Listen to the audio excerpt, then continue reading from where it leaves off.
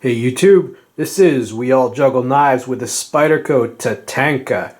Yes, now Tatanka means buffalo or bison in Sioux, Lakota Sioux, Tatanka. And I assume it's named that because this is one of the largest knives that Spyderco has produced.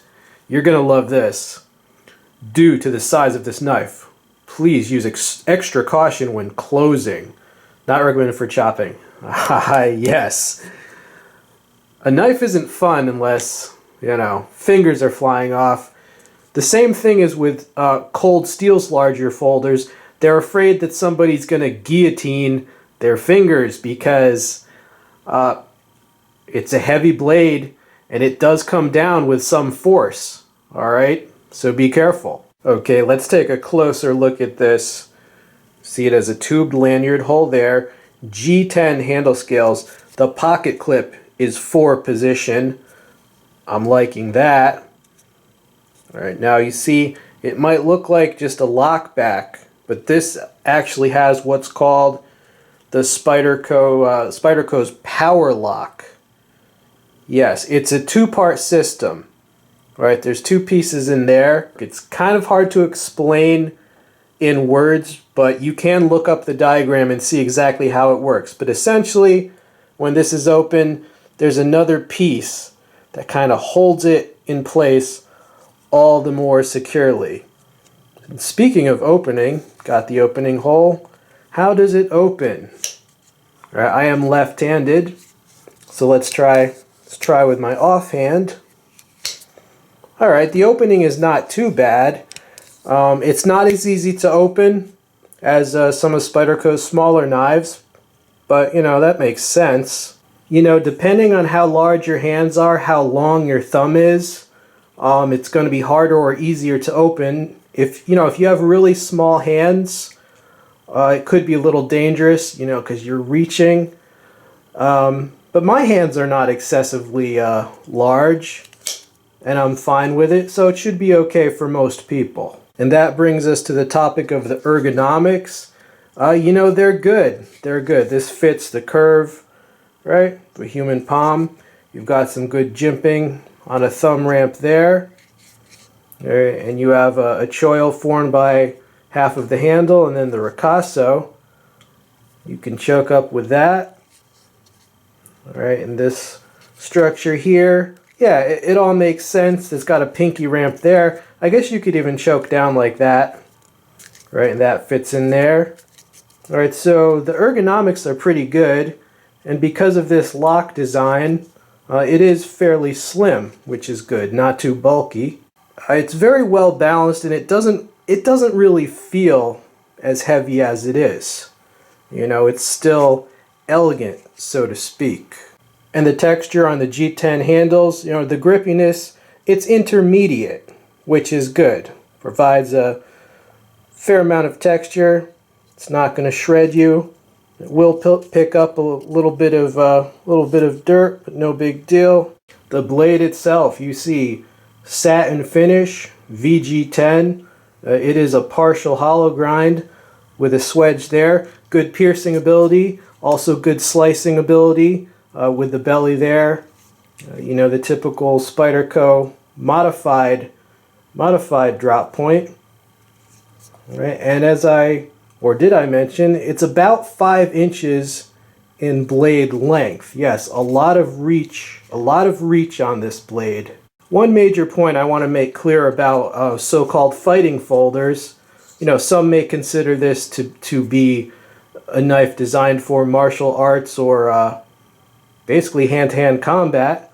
That's up to you if you think that, but with the length on this, I would say it is more likely to be thought of as a tactical blade.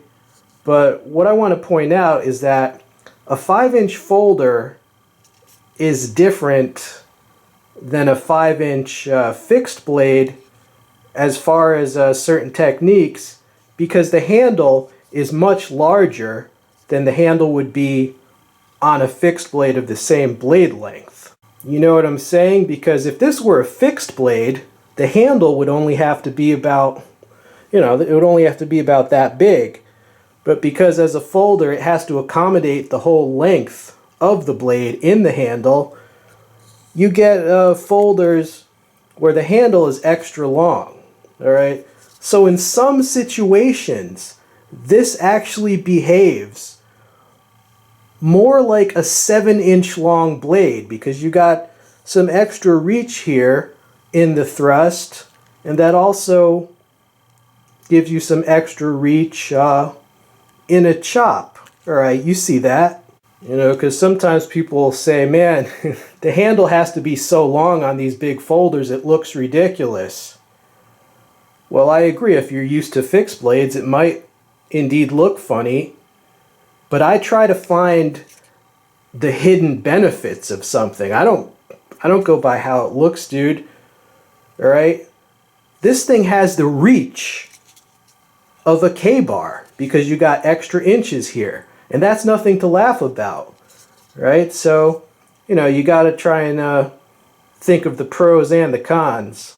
Overall, this is a great knife and an exciting knife because finally, a major company is stepping up to try to compete against Cold Steel's line of large folders. People make fun of those folders, but they sell very, very well. Okay, so there's a lot of people that are not admitting what they really like because they're making so much money off those. I don't blame Spyderco at all for stepping into the ring, and that sort of competition can only help us. It's going to give us more option, hopefully better prices, and a little sharpness demo.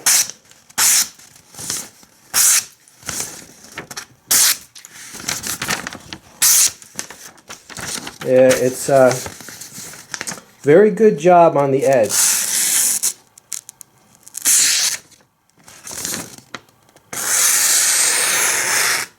Very good job on the edge, and that's what I expect from Spyderco.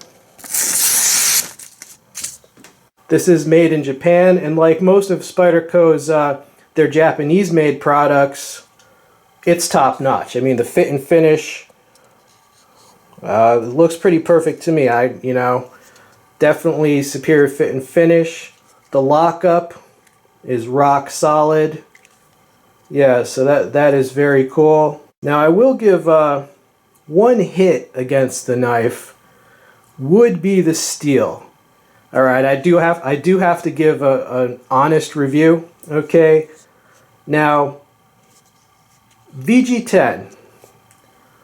I have nothing against VG10. In fact, I have a Spyderco Civilian, a Harpy, an Endura, like 3 or 4 Almar knives. Dragonfly, Ladybug, all knives with VG10 steel, and all epic knives. VG10 has not changed. What has changed is what steels you can get for your money.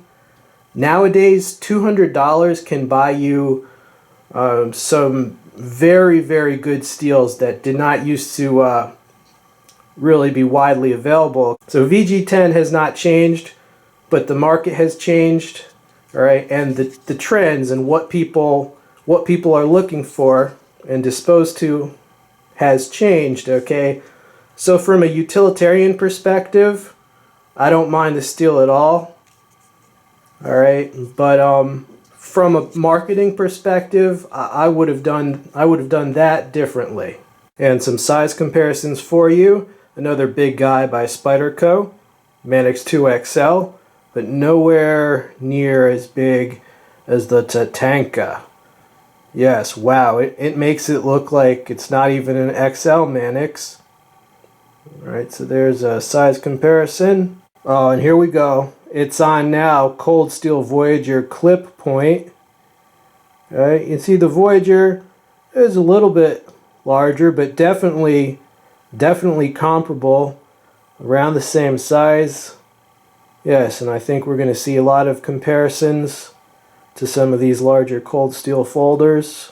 Okay, YouTube, I hope you've enjoyed getting a closer look at this Spyderco Tatanka. we will all look back on this day as the day that Spyderco began making swords. No, just kidding. Not a sword, but a pocket sword. All right? And if you like this review, you might also want to say a thank you to knifehog.com.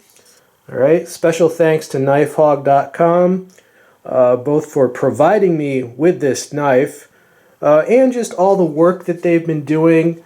They have their own YouTube channel, and they really make an effort to make a lot of videos and to make it fun. They have all sorts of videos for each holiday. So yeah, really check them out because they support us. They support you. You know, they care enough to actually put work into their channel. All right, so if you want to buy a blade, consider knifehog.com, and I'll include a link to their channel and to their website in the text description box. All right, this has been We All Juggle Knives. I'm out.